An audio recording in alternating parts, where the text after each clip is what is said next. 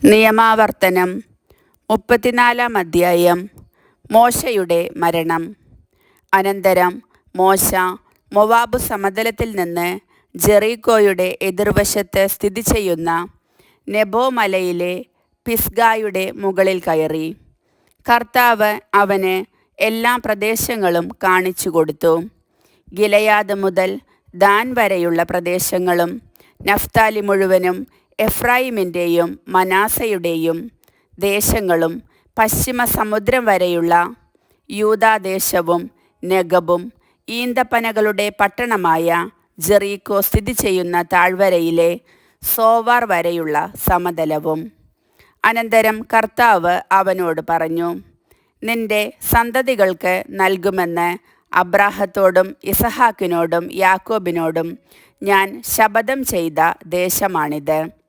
ഇതു കാണാൻ ഞാൻ നിന്നെ അനുവദിച്ചു, എന്നാൽ നീ ഇതിൽ പ്രവേശിക്കുകയില്ല.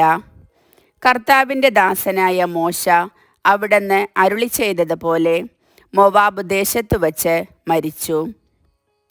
മോവാബ് ദേശത്ത് ബത്പയോറിന് എതിരെയുള്ള താഴ്വരയിൽ അവൻ സംസ്കരിക്കപ്പെട്ടു.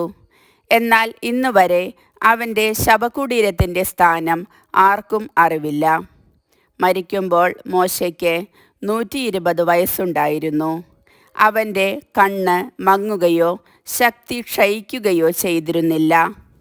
ഇസ്രായേൽ 30 ദിവസം മോവാബ് താഴ്വരയിൽ മോശയെ ഓർത്ത് വിലപിച്ചു. മോശയ്ക്കു വേണ്ടിയുള്ള വിലാപ ദിവസങ്ങൾ പൂർത്തിയായി. നൂനിൻ്റെ പുത്രനായ ജോഷ്വ ജ്ഞാനത്തിൻ്റെ ആത്മാവിനാൽ പൂരിതനായിരുന്നു. എന്തെന്നാൽ മോശ അവൻ്റെ മേൽ കൈകൾ വച്ചിരുന്നു. ഇസ്രായേൽ ജനം അവൻ്റെ വാക്ക് കേൾക്കുകയും കർത്താവ് മോശയോട് കൽപ്പിച്ചിരുന്നത് പോലെ പ്രവർത്തിക്കുകയും ചെയ്തു. കർത്താവ് മുഖാഭിമുഖം സംസാരിച്ച മോശയെപ്പോലെ മറ്റൊരു പ്രവാചകൻ പിന്നീട് ഇസ്രായേലിൽ ഉണ്ടായിട്ടില്ല.